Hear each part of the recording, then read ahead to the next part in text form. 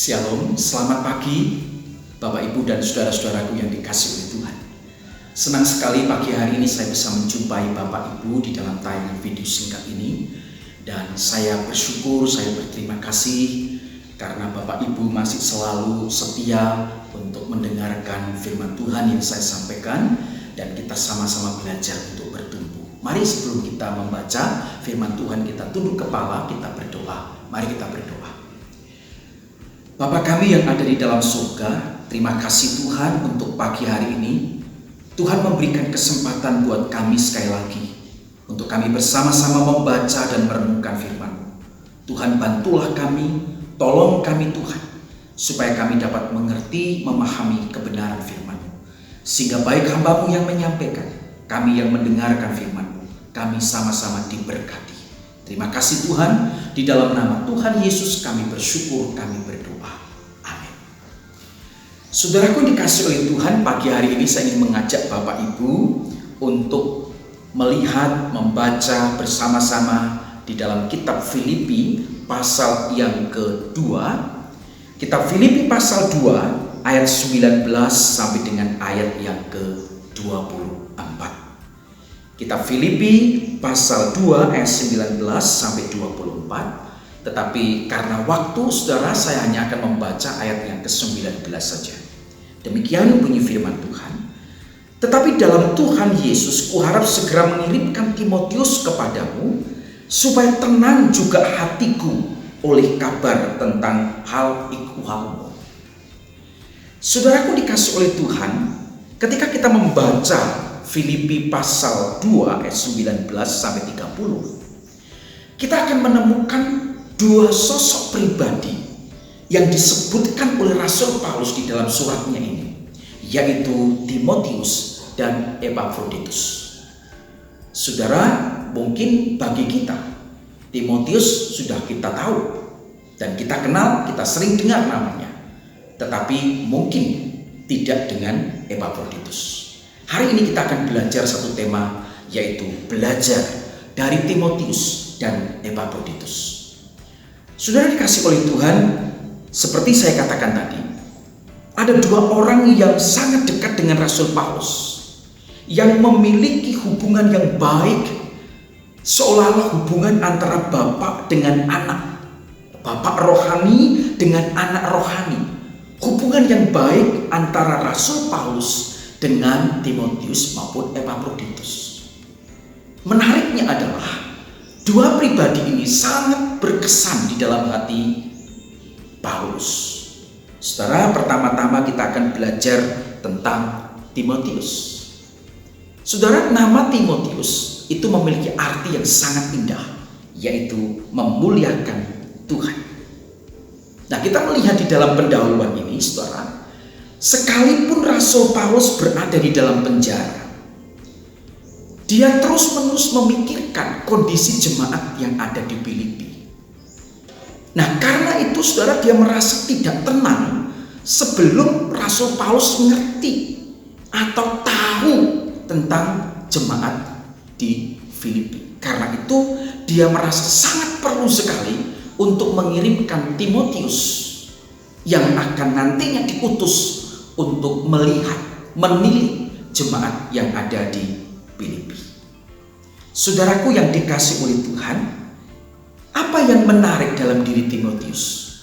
Coba kita melihat dan kita menggalinya bersama-sama dari perikop ini, Filipi pasal 2 ayat yang ke-19 sampai 24. Apa yang menarik dalam diri Timotius? Yang pertama, dia adalah seorang yang sehati sepikir dengan Rasul Paulus. Saudara, bagi Rasul Paulus memiliki rekan kerja yang sehati, yang sepikir di dalam pelayanan adalah sangat penting. Tetapi rupanya pada saat itu bagi Rasul Paulus, hanya Timotiuslah orang yang paling memahami dan mengerti dirinya. Karena itu dia katakan di dalam ayat yang tadi kita baca, saudara, di dalam ayat yang ke-19 dan 20. Karena tak ada seorang padaku yang sehati dan sepikir dengan aku. Saudaraku yang dikasih oleh Tuhan, pertanyaannya, bagaimana Rasul Paulus dan Timotius mereka bisa sehati, sepikir di dalam pelayanan? Saudara, tentu kedekatanlah yang membuat mereka menjadi dua pribadi di dalam pelayanan, sehati, sepikir. Mereka dekat, mereka tahu satu dengan yang lain. Mereka saling mengerti, memahami satu dengan yang lain.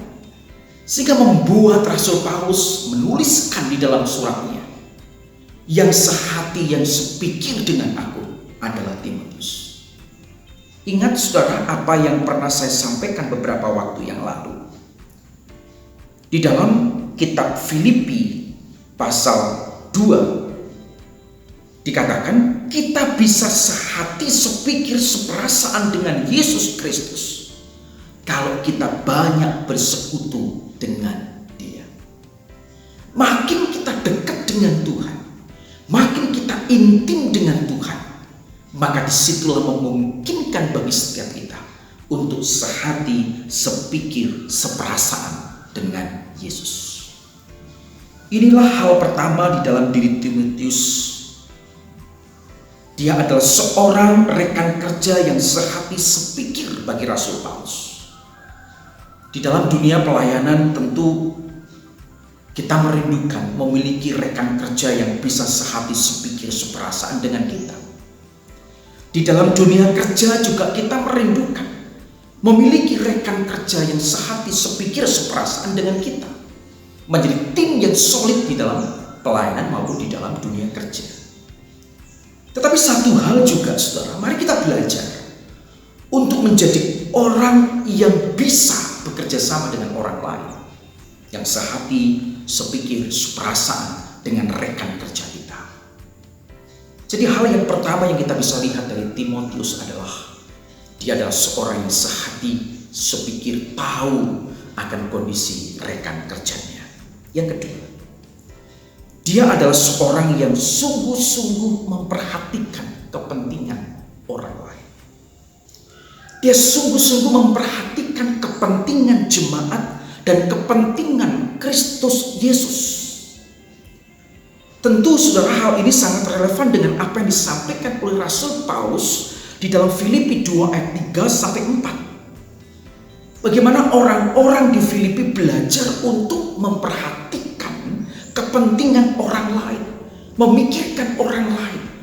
Tidak hanya memikirkan dirinya sendiri, pribadinya sendiri, tapi berusaha untuk memikirkan orang lain, dan itu hidup di dalam diri Timotius. Hal inilah saudara yang membuat saya begitu tertarik sekali dengan pribadi Timotius. Seorang yang memikirkan, seorang yang memperhatikan jemaat, memperhatikan sesama, memperhatikan orang lain.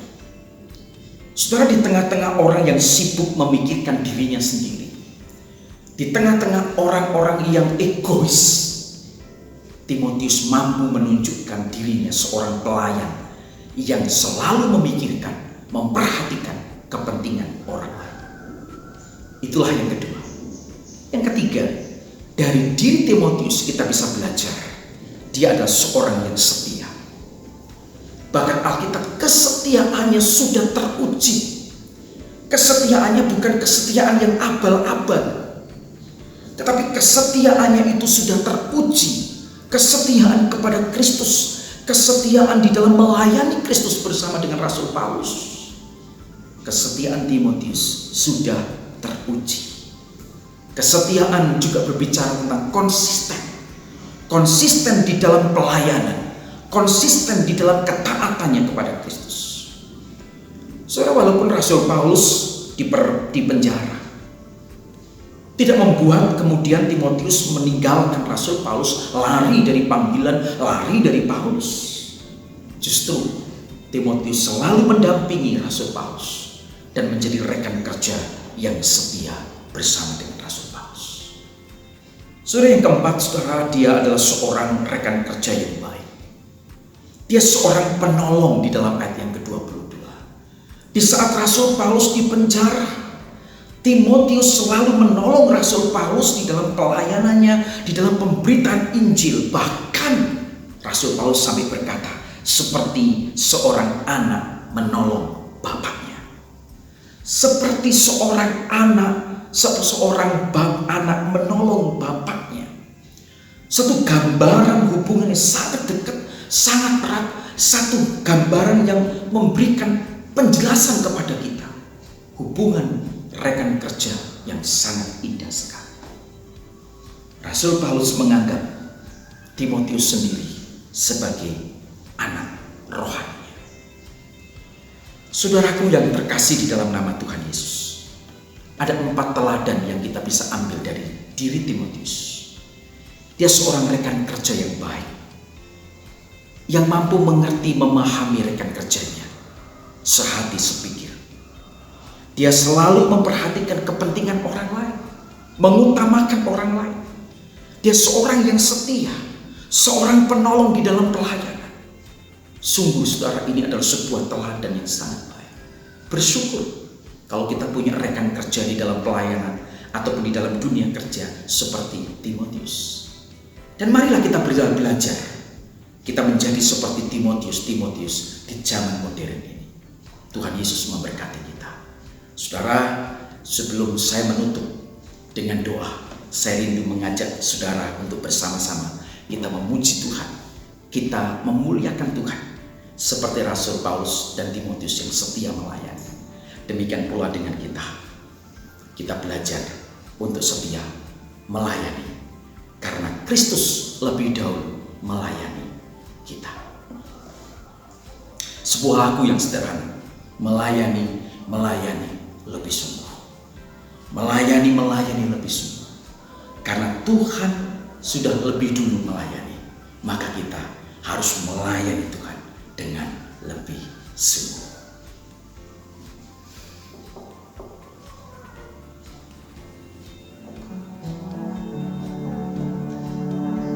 Melayani lebih sungguh. Melayani lebih sungguh. Tuhan lebih dulu melayani kepadaku. Melayani lebih sungguh. Saudara, Timotius seorang yang memperhatikan orang lain.